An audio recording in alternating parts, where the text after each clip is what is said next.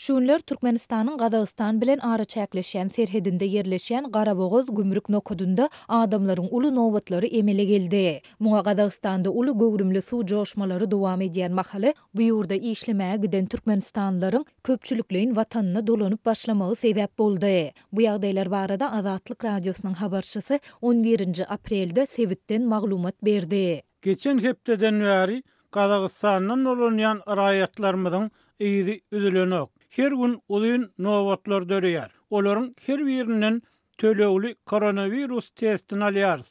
Raýatlar serhetden geçmek üçin bu testi etdirmeli we $50 tölemeli bolýarlar. Sebäbi Türkmenistanyny 3 aýdan köp daşary ýurtda bolan raýatlardan Covid testini almak düzgüni henüz hem saklanyp galýar.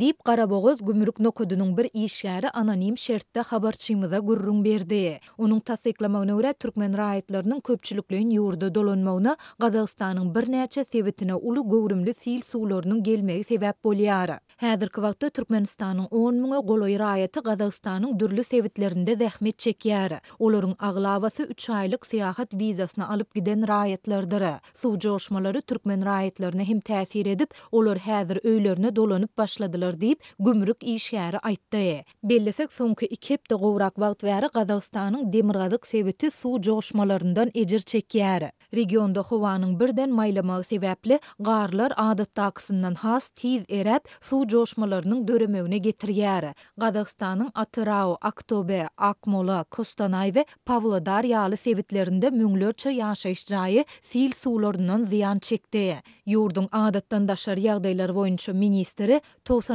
000 goloý adamyň evakuasiýa edilendigini we has erwet ýagdaýa garaşylýandygyny aýtdy. Azatlyk Gazagystandagı suw joşmalarynyň türkmen raýatlaryna ýetiren täsirleri barada Balkanyň häkimiýetlerinden şolsanda Garabogoz gümrük nokudundan resmi tesvir alyp bilmedi. Ýöne Gazagystanyň suw basan sebitleriniň birinde Aktobada zähmet çeken we goloýda ýurda dolanan bir türkmen başly ýaşaýjy öz başdan geçiren ýagdaýlaryny Azatlygyň sebitdäki habarçysyna gurrun berdi. Su 3 metre çenli ýagny öýleriň üçegine çenli basty zordan janymyzy halat etdik. Kostanay we Aktobe sebitlerinde ýüze golaý raýatymyzy biometrik pasporty we beýleki resmi namalary kirene ýaşaýan öýlerinde suwun aşagynda galdy. Olar goňşy ýurtlardaky ilçihanalarymyza ýüz tutup resmi namalaryny dikeltmäge çalışýarlar ýöne heniz ýurda dolanyp bilmän kösenýärler.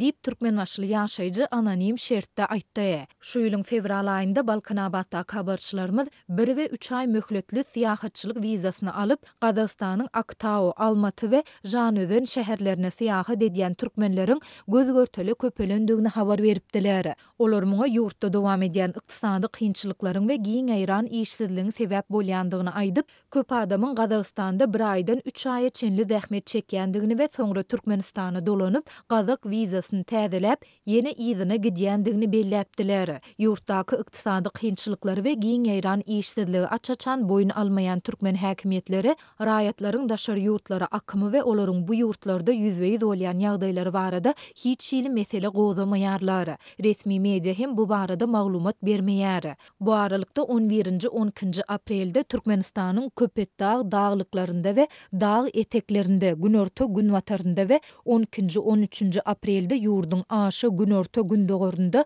ýagyş ýagmagyna, käte güýçli ýagyşlara garaşylýar diýip howa maglumatlaryny çap edýän Meteo jurnal neşri habar berýär.